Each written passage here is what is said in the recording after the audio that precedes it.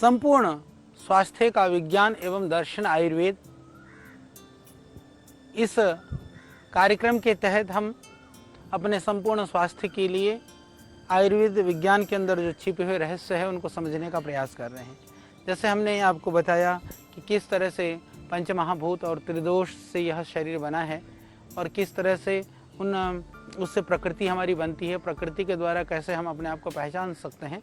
तो इसी में ही कुछ जो यह पंचमहाभूत और त्रिदोष से बना हुआ यह शरीर रूपी जो भवन है, उस भवन को किस तरह से हम उसको सुंदर रख सकते हैं, स्वस्थ रख सकते हैं, इसके लिए आयुर्वेद के अंदर हमारे यहाँ बहुत ही सुंदर रूप से 3 उपस्तंभ के विषय में चर्चा की गई है। तो ये 3 उपस्तंभ जो है आयुर्वेद के बहुत महत्वपूर्ण अंग हैं। आज हम इसी के ऊपर बात करेंगे कि जो हमारा जो आयुर्वेद के अनुसार शरीर रूपी जो भवन है वह पंच महाभूतों के मिश्रण वाले 3 तत्व, यानी कि पंच महाभूत वो तीनों तत्वों के अंदर हैं, उन 3 तत्वों से बना है। इस शरीर रूपी भवन को सुदृढ़ और स्वस्थ रखने के लिए आयुर्वेद ने जिन 3 उपस्तंभ का वर्णन किया है वो 3 उपस्तंभ है। त्रयोपस्तंभाः आहार निद्रा ब्रह्मचर्य इति। आहार, निद्रा और ब्रह्मचर्य। तो जिस प्रकार से किसी भवन को खड़ा करने के लिए आपने देखा होगा कि जितने मजबूत उसके नींव खोद करके हम नीचे से जो पिलर्स उठाते हैं उतना ही भवन को हम बड़े बड़े स्तर पर ले जा सकते हैं। जो ऊंची ऊंची जितनी अट्टालिकाएं होती हैं उनका जो नींव है, उनके जो पिलर्स हैं वो उतना ही गहरा होता है। इसी तरह से जो जीवन रूपी जो खंभा है, इसको उसके बिना उसी शरीर को धारण करने के लिए इन उपस्तंभों का महत्व है। यानी कि ये जीवन के पिलर्स हैं, इनके पिलर्स के आधार पर ही ये जीवन टिका रहता है। और यदि आप जीवन को सुंदर बनाना चाहते हैं, स्वस्थ बनाना चाहते हैं, तो इन पिलर्स को आप मजबूत करिए, ये बहुत ज़रूरी है। और इसको आहार, निद्रा, ब्रह्मचर्य, आज हम इसकी चर्चा करेंगे। आप इसको बड़े ध्यान से सुनिए और इसको आप इन तीनों के आधार पर जो वात, पित्त, कफ जो संतुलन है, जैसे मैंने कहा कि हम मूल प्रकृति को बदल तो नहीं सकते हैं, परंतु वात, पित्त, कफ आदि को संतुलन को बना करके रख सकते हैं। इसके लिए ये जरूरी है कि संतुलन को बनाने के लिए क्या करें, तो उनमें 3 ही चीज़ हैं कि आहार, जितने भी हम अपने अंदर ग्रहण करते हैं वो सब आहार के अंदर आता है। फिर निद्रा, जो हम सोते हैं, कैसे सोना है, कब सोना है। और तीसरा हमारी जो विचार या जिसको हम ब्रह्मचर्य कहते हैं, जो संयम, सदाचार या जो गारस्थ धर्म है, विशेष कर करके जितने भी जो हमारी मानसिक की डिजायर्स हैं, शारीरिक की जो डिजायर्स हैं, उनको हम कैसे व्यवहार करते हैं, कैसे पूरा करते हैं, इसके ऊपर ही सब कुछ यह शरीर रूपी जो भवन है वो टिका हुआ है। और इनके तीनों चीज़ जब संतुलित रहेंगे, वात, पित्त, कफ दोष संतुलित रहेंगे, तो ये भवन संतुलित और स्वस्थ रहेगा। इस भवन को संतुलित रखने के लिए जो 3 तत्व हैं, आज हम उसकी चर्चा करेंगे। पहला, उत्तम आहार। आहार के विषय में, क्योंकि स्वास्थ्य के निर्धारित जितने भी तत्व हैं उनमें से आहार बहुत ही प्रमुख है, आप ये समझिए। यानी कि युक्ति संगत आहार के बिना स्वस्थ रहना असंभव है। हम जैसा अन्न का ग्रहण करते हैं उसी तरह से ही हमारा शरीर बनता है। और हमारे जो उपनिषद आदि ग्रंथों में तो आहार को जीवन कहा है, क्योंकि अन्नम वही प्राणाः, इस तरह से अन्न की बहुत ही स्तुति प्रशंसा की गई है, क्योंकि आहार ही अपने आप में एक औषधि है। आगे हम विशद चर्चा करेंगे, पर आप अभी इतना सोचिए कि आयुर्वेद के अंदर मैं बार बार इस बात की चर्चा करता हूँ कि पथ्य सति गदार्थस्य किम औषध निषेवणे, अपथ्य सति गदार्थस्य किम औषध निषेवणे। कि कहा कि यदि हमारा आहार उचित है तो दवाई की जरूरत नहीं है, और यदि आहार और पथ्य उचित नहीं है तो फिर दवाई की जरूरत नहीं। क्यों? क्योंकि आहार के द्वारा ही हम बहुत रोगों को ठीक कर सकते हैं। आहार को ठीक नहीं करेंगे तो कितनी भी दवाई खा लें, बीमारी ठीक होना कठिन होता है। इसीलिए आहार को वास्तव में अपने आप में ही एक इसको औषधि कहा गया है, या ये एक तरह से औषधि है, जिससे शरीर के दोष, धातु और मल का प्रीणन मतलब कि पोषण होता है, और प्राणों का आप्यायन होता है, यानी कि वृद्धि भी होती है। प्रीणन होता है, आप्यायन होता है, यानी कि उससे पोषण होता है, इससे वृद्धि और पुष्टि होती है। इस तरह से हम इस विज्ञान को जान करके बहुत सारे अनेक व्याधियों की चिकित्सा भी कर सकते हैं। यानी हम इस आहार विज्ञान को समझें। तो जिसको आजकल प्राकृतिक चिकित्सा कहते हैं, उसमें देखा जाए तो आहार विज्ञान ही महत्वपूर्ण है। आहार का प्रभाव केवल शरीर पर नहीं, मन पर भी समान रूप से पड़ता है। और इसका इसीलिए आप जानते हैं कि एक कथन भी है, लोक प्रसिद्ध एक उक्ति भी है, जैसा हम कहते हैं ना, जैसा खाए अन्न वैसा बने मन, वैसा रहे मन, जैसा अन्न वैसा मन। तो ये ज़रूरी है कि हम अन्न को उचित मात्रा में सही ले लें। आहार हमारे शरीर व इंद्रियों को पुष्ट करता है, प्राणों को आहार बलवान बनाता है, और अंततोगत्ता वो आहार ही हमारे मन की प्रवृत्तियों का भी पोषण करता है। हमारे मन उसी आहार के आधार पर ही फिर उसका मन की स्थिति का निर्माण होने लगता है। अब इसको समझने की बात है, यदि हम चाहते हैं कि आहार हमारे स्वास्थ्य के लिए हितकर बने, हितकर सिद्ध हो, तब हम क्या करें कि जब हम इसकी सेवन के लिए सिर्फ मात्र स्वाद के लिए नहीं, लोग स्वास्थ्य के लिए हम आहार खाएं। हम कहते कि स्वाद नहीं आया, ये तो मज़ा नहीं आया। अरे भाई, मज़े के लिए नहीं, स्वाद के लिए नहीं, सेहत के लिए खाइए। मज़ा तो सेहत ठीक रहेगा तो आएगा ना। स्वाद का मज़ा तो थोड़ी देर का है। रसगुल्ला खाया, वो मज़ा कितने देर आया, जब तक खाया तब तक, पर उसका परिणाम जिंदगी भर भुगता। तो इसलिए स्वाद के लिए नहीं खाना है, खाने से जिंदगी का स्वाद मिले इसके लिए खाना है। तो स्वाद तो मिलेगा, आपको छोटा स्वाद लेना है या बड़ा स्वाद लेना है, तय आपको करना पड़ेगा। तो मैं ज़रूर निवेदन करूंगा कि हम बड़े स्वाद के लिए छोटे स्वाद के चक्कर में ना पड़ें। इसीलिए स्मरण हम ये रखें कि हमारा जीवन खाने के लिए नहीं है, पर यह खाना जीवन जीने के लिए है। और आयुर्वेद में तो बहुत प्रसिद्ध लोकोक्ति, एक किंवदंती भी है कि चरक ऋषि ने कहा कि उन्होंने प्रश्न किया कि कौन व्यक्ति स्वस्थ रहता है। इस उत्तर में वाग्भट्ट जी ने उत्तर दिया था, कोरुक। जब चरक ने पूछा तो वाग्भट्ट ऋषि ने उत्तर दिया था, हितभुक, मितभुक, ऋतभुक। ये बहुत महत्वपूर्ण है। तो इस चीज़ को हम जरूर याद रखें, और हम इस बात को अपनी परंपरा में, अपने परिवार में, अपने दोस्तों में, अपने मित्र मंडली में प्रयास करें। इस आयुर्वेद के नॉलेज को फैलाइए। हमारा प्रयास है कि हम इस नॉलेज को आप तक पहुंचा रहे हैं, पर आपके माध्यम से आगे भी बढ़नी चाहिए। तो ये क्या है, हितभुक, मितभुक, ऋतभुक, हम इसको समझिए, आप इसको समझिए। हम आपको समझाने का प्रयास कर रहे हैं, यानी कि अपनी प्रकृति के अनुसार जो हितकारी है, और हितकारी है, हितभुक हो गया, मितभुक हो गया उचित मात्रा में, और ऋतुभुक बहुत महत्वपूर्ण है। कई बार ऋतुभुक को लोग ऋतुभुक कहते हैं, वो ऋतुभुक नहीं है, वो ऋत का अर्थ है, ऋत मतलब जो अर्जित, यानी कि सही उचित प्रकार से अर्जित किया हुआ धन के द्वारा जो हमने अर्जित किया है वह भोजन, यानी कि जो भोजन जिस माध्यम से आया, लूट खसोट करके, छीन करके, दूसरों को पीड़ा दे करके वो अन्न खाओगे तो वह रोगों से ग्रसित आप हो जाएंगे। कितनी बड़ी बात है।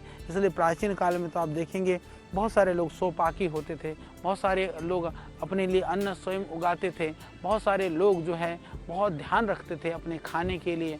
तो ये ज़रूरी है। तो यदि ऐसा नहीं करेंगे तो आप विविध तरह के कष्टकर रोगों से ग्रस्त हो जाएंगे। तो इसलिए ज़रूरी है कि हम अपने जिह्वा पर नियंत्रण भी रखें और जितेंद्रिय बने। देखिए, आहार से शरीर है, शरीर से आहार है, इसीलिए जितेंद्रिय व्यक्ति हम बने। जितेंद्रिय बनेंगे तो आहार की लोलुपता हमको ज़्यादा प्रभावित नहीं करेगा।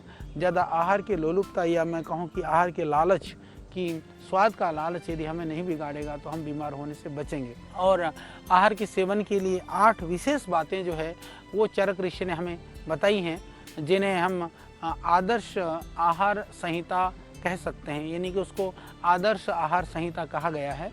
इनका पालन करने से ये जो आहार, जो पहला ये जो उपस्तंभ है वो दृढ़ रहेगा। जैसे मैंने कहा ना, 3 पिलर्स हैं, वो 3 पिलर्स में से पहला पिलर आहार है। तो इसको मजबूत बनाने के लिए, इसको दृढ़ बनाने के लिए आहार, उचित आहार बहुत ही महत्वपूर्ण है, नहीं तो ये पिलर जो है डगमगा जाएगा। इसीलिए चरक ऋषि ने स्वयं कहा है कि अन्न जो है प्राणियों के लिए प्राण है। इसीलिए लोग अन्न की ओर दौड़ते हैं, क्योंकि प्राणियों के लिए प्राण है, यानी कि उससे हमारा जीवन धारण होता है। इसलिए हम अन्न के पीछे दौड़ते हैं।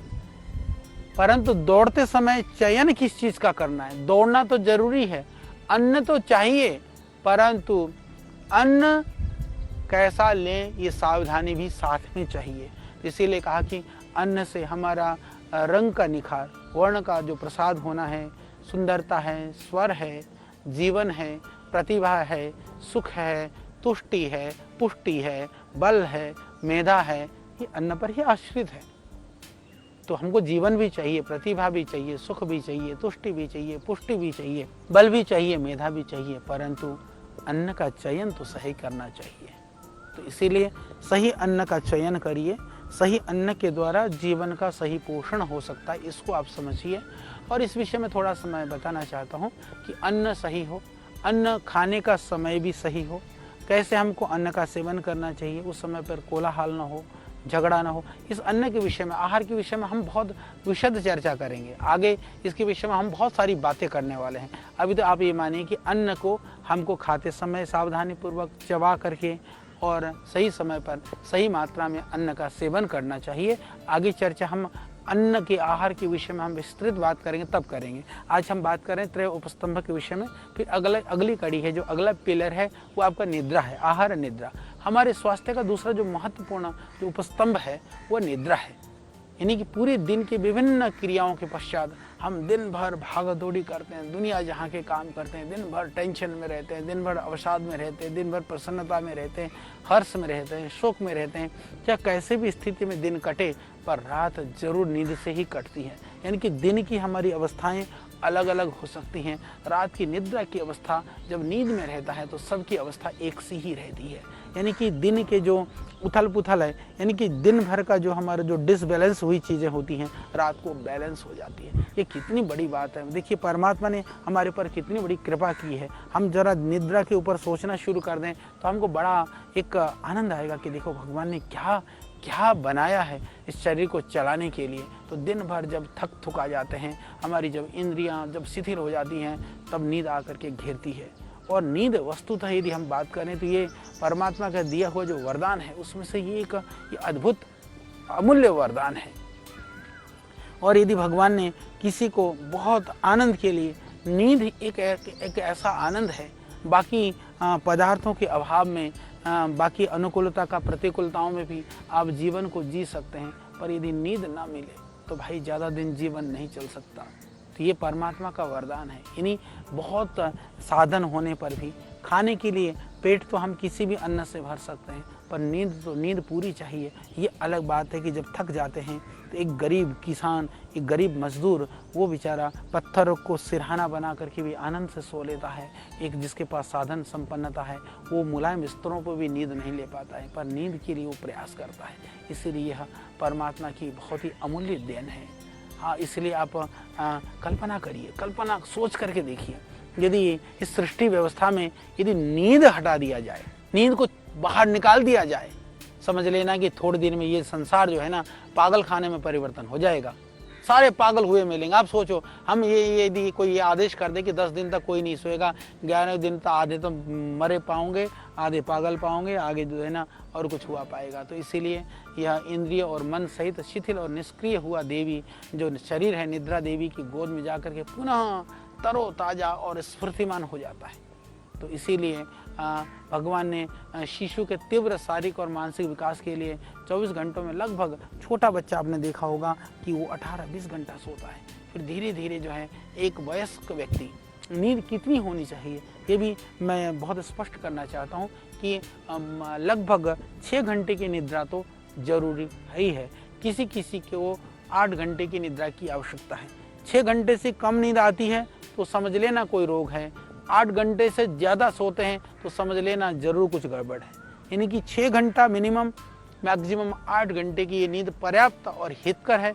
आयुर्वेद की दृष्टि से यह पर्याप्त है। तो उचित समय पर गाढ़ी नींद में जो सोने वाला जो व्यक्ति है, उसके लिए शास्त्रों में कहा, आयुर्वेद में कहा कि उसमें प्रसन्नता होती है, पुष्टि होती है, शक्ति होती है, पौरुष आता है, ओज, तेज, कांति, ज्ञान, आयु, इस सब की वृद्धि होती है। इन सब की प्राप्ति के लिए भी नींद बहुत ज़रूरी है। इसके अलावा जो नहीं सोता है, नींद नहीं आती है, जिसको कमज़ोर होगा, दुबला पतला होगा, निस्तेज होगा, चिड़चिड़ा होगा, उसको तो ये तक कहा गया कि वो नपुंसक हो जाएगा, जड़ बुद्धि होगा, मानसिक रूप से दुखी होगा। उसको नींद नहीं आती है ना, वो चिड़चिड़ी करता रह जाता है। उसके चेहरे पर आप देखिए, उसके मन पे आप देखिए, कोई वो कहेगा कि जी आज तो नींद भी नहीं आई, इसीलिए प्रयास करिए, ये ध्यान रखिए, ये बहुत ज़रूरी है कि नींद के लिए सही समय का चयन ये बहुत ज़रूरी है। निद्रा के विषय में भी हम और चर्चा करेंगे कि हम कई लोग बहुत सोते समय कितना गद्दा कितना मोटा होना चाहिए, सोते समय किस तरह से हमको लेटना चाहिए, कि सोने की स्थिति भी आप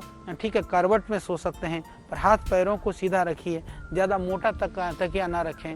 और सोने का जो उचित समय है वो यदि आयुर्वेद की दृष्टि से देखें तो लगभग 10 बजे तक हमको सो जाना चाहिए, नहीं तो 11 बजे से पहले हर हालत में सो जाना चाहिए। 11 बजे भी सो करके 6 घंटा सोते हैं तो आप जो है 5 बजे तक आपको उठ जाना चाहिए। तो आप 9 बजे सो करके 10 बजे सो करके आप 4 बजे उठें, 11 बजे भी सोते हैं तो आप 5 बजे उठें।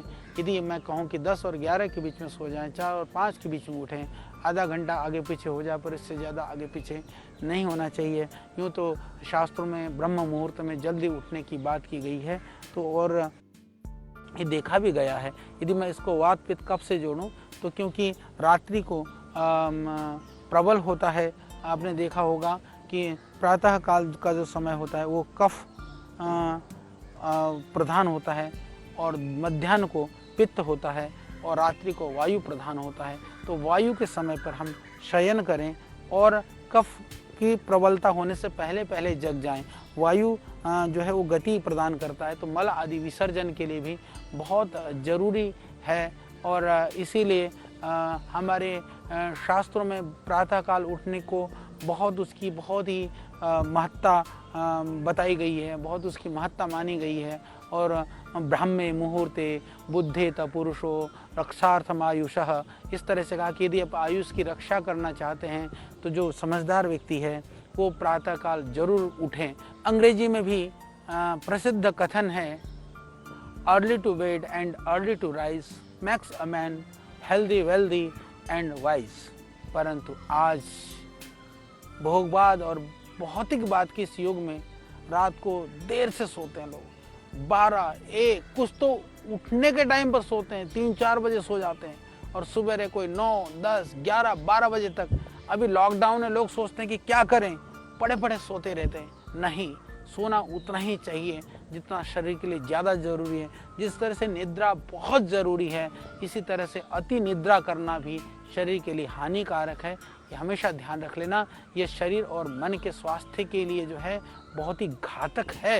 ये हमेशा ध्यान रख लीजिएगा कि खाना बहुत महत्वपूर्ण है पर अति भोजन जिस तरह से हानिकारक है, इसी तरह से अति निद्रा भी बहुत ही हानिकारक है। और इसको हमेशा ये ध्यान रख लेना कि अनिद्रा, कम सोना स्वास्थ्य के लिए हानिकारक है, तो अधिक सोना, अति निद्रा भी। आलस्य, निष्क्रियता, कफ का प्रकोप, मोटापा, मंदाग्नि, इन सारे रोगों का वो जनक है, उसका बाप है। तो इस बाप से बचना चाहते हो तो मेरे भाई समय पर उठो, समय पर सो, ये बहुत ज़्यादा जरूरी है। और इसी तरह से तीसरा है, बहुत महत्वपूर्ण कड़ी है, ब्रह्मचर्य। शरीर का ये महत्वपूर्ण उपस्तंभ है। ब्रह्मचर्य का अर्थ है संयम पूर्वक जीवनचर्या का पालन करते हुए वीर्य की रक्षा करना। हम जो कुछ भी खाते पीते हैं, पाचन होने के बाद में सार रूप में जो धातु बनती है उसे ही वीर्य और शुक्र कहा गया है। और आयुर्वेद के अनुसार शरीर का बल इसी शुक्र और रज के आधार पर ही है। इस तथ्य की जो सिद्धि है इन वचनों से भी होती है कि अग्नि पर बल तथा शुक्र पर जीवन निर्भर है। यानी कि अग्नि से पाचन होने से शक्ति आती है।